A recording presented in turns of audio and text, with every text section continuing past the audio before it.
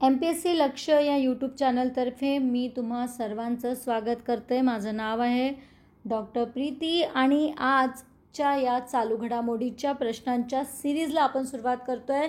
यामध्ये आपला हेतू असा असेल की जास्तीत जास्त घटना या आपल्या डोळ्याखालून गेल्या पाहिजे आणि जास्तीत जास्त माहिती आपली कलेक्ट झाली पाहिजे, ती पण प्रश्नोत्तरांच्या स्वरूपामध्ये. तर बघूया आजचा पहिला प्रश्न.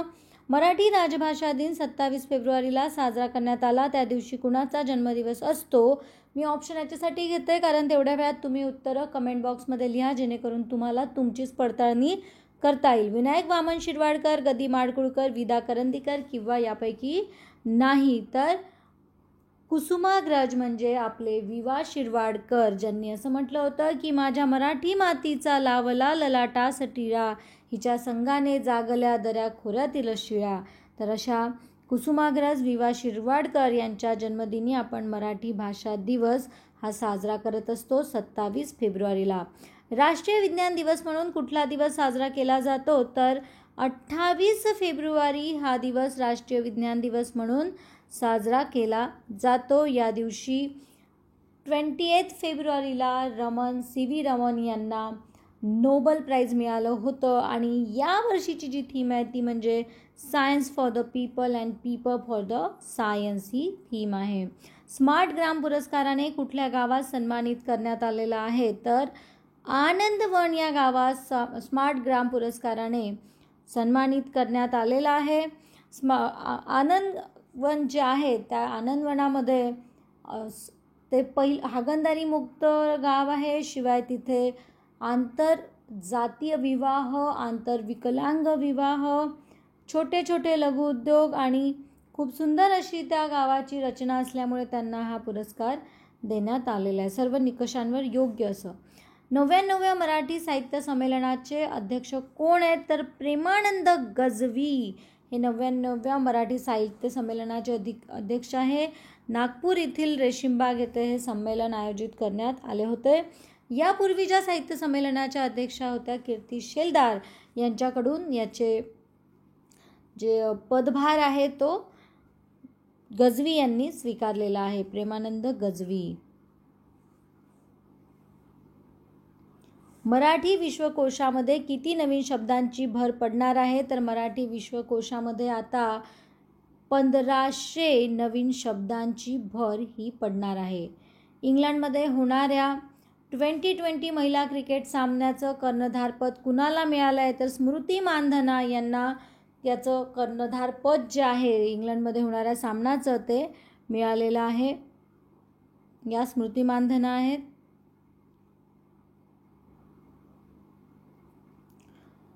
ISSF वर्ल्ड चॅम्पियनमध्ये मिश्र दुहेरी प्रकारामध्ये सुवर्णपदक कोणत्या जोडीने जिंकले आहे?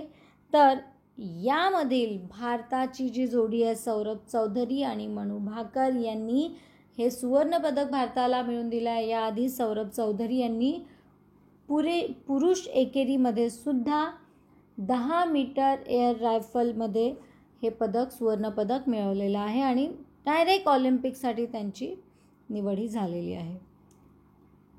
ICCने आखून दिलेल्या आचारसंहितेचे उल्लंघन प्रकरणी कुठल्या खेळाडूला 2 वर्षासाठी बंदी घालण्यात आली आहे? तर सनथ जयसूर्या यांना 2 वर्षासाठी बंदी घालण्यात आली आहे. चौकशीसाठी मदत न केल्यामुळे त्यांच्यावरती अशा प्रकारची बंदीही घालण्यात आली आहे.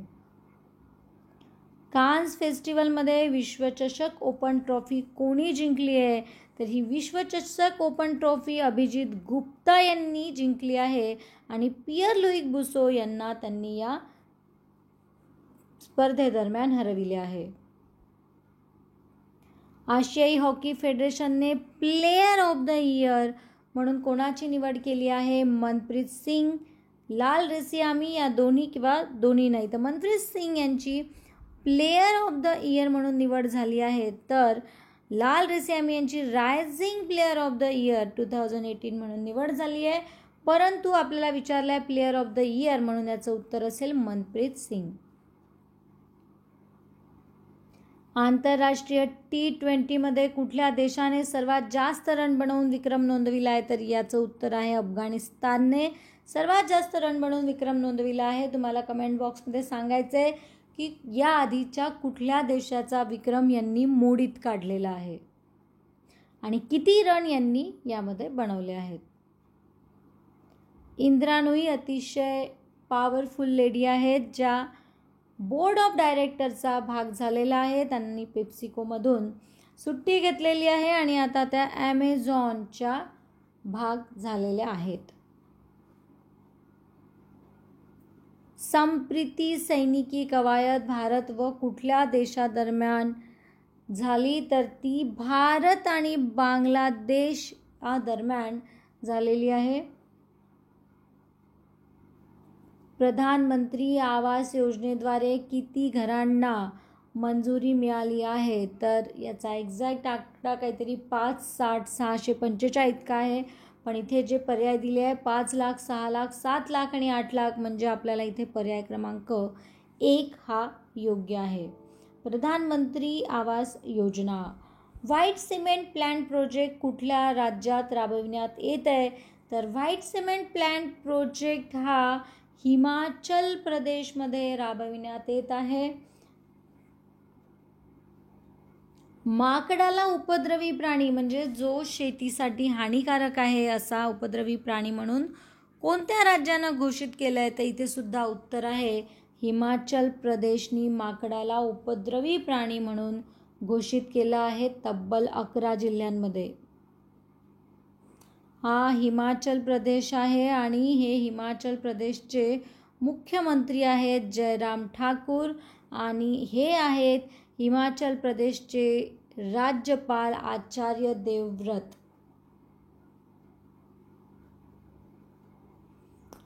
दिल्लीने वर्ष 2019 आणि 20 साठी बजेट मंजूर केला आहे. तर हा बजेट आहे 60,000 कोटीचा बजेट हा दिल्लीने 2019 आणि 20 साठी मंजूर केलेला आहे.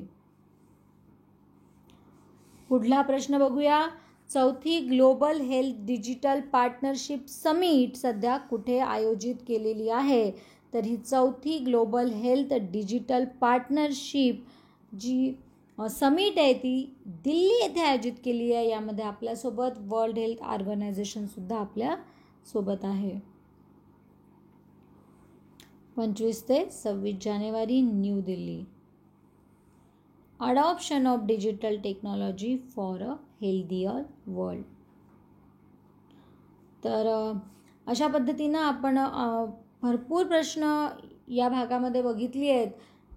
तुम्हाला अजून एका प्रश्नाचं उत्तर द्यायचं आहे ते म्हणजे अफगाणिस्तानचा असा कुठला प्लेयर आहे ज्याने 4 बॉलमध्ये 4 विकेट घेत जागतिक विक्रम नोंदविला आहे ते तुम्हाला सांगायचं आहे. आणि जो आपला कालचा प्रश्न होता तर आपला कालचा प्रश्न होता की राष्ट्रीय युद्ध स्मारकावर 4 चक्र कोणते आहे? तर ती 4 चक्र आहेत अमर, वीरता, त्याग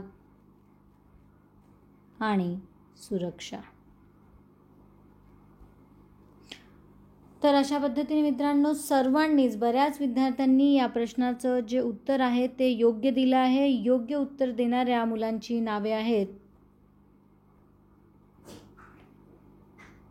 सुधाकर भावस्कर, हर्षदा पालवणकर, बापू दोने, प्रदीप कुंभार, महेश गोरे, सीमा रसल, वनिता वाघमारे, आरती पर्वते, धोंडू झाडे, वैशाली पवार, इंद्रपाल घोडे, मोहिनी यादव, प्रियंका अन्वंतर, अन्नपूर्णा किचन, नंदू काकडे, अशा बऱ्याच विद्यार्थ्यांनी जे आहे ते विशाल आघाडे आणि संध्या लोंढे यांनी लोंढे यांनी सर्वांनी योग्य उत्तर दिली आहेत. तर तुम्हा सर्वांचं अभिनंदन. असाच अभ्यास चालू ठेवा. मला सांगा लेक्चर कसं वाटतंय, तुम्हाला माहिती कशी वाटते, त्या दृष्टीने आपण याच्यामध्ये बदल करत राहू. तर जय भारत, जय महाराष्ट्र.